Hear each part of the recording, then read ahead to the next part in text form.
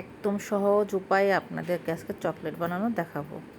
দেখেন আমি চকলেট আর বাটার নিয়ে নিয়েছি। তো চকলেটগুলো কুচি করে আর বাটারগুলো একটু চামচ দিয়ে কেটে আমি একটা বাটিতে নিয়ে নিলাম। তো বাটিতে নেওয়ার পরে চকলেটগুলো যেগুলো কুচি করব সেগুলো যে ঢেলে দেবো আর কি। আমি কিন্তু এটা একদম মানে চুলায় দেখাবো কীভাবে চকলেট বানানো যায়।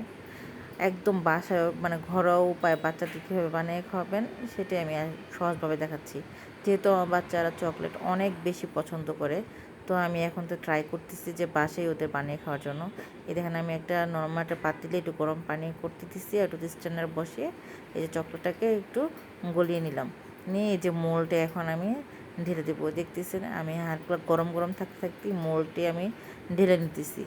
এই যে একদম চামচ দিয়ে এভাবে মেপে মেপে মোল্ডটি দিবেন, একদম সহজ।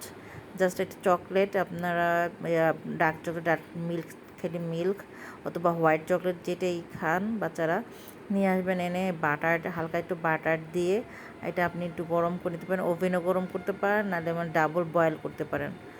গরম করে আপনারা যেরকম মোল্ড পছন্দ সেরকম মোল্ড কিনে এই যে এরকম করে ঢেলে তারপরে আপনি নর্মাল ফ্রিজে 15 থেকে 20 মিনিট রাখলেই এনাফ।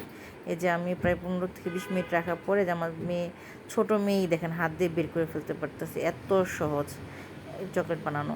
চকলেট হয়ে গেছে, যে এখন ও এটা খাবে। তো আমার ভিডিও আপনাদের কেমন লাগে অবশ্যই কমেন্টস করে জানাবেন। আর ভালো থাকবেন সবাই। আল্লাহ হাফেজ।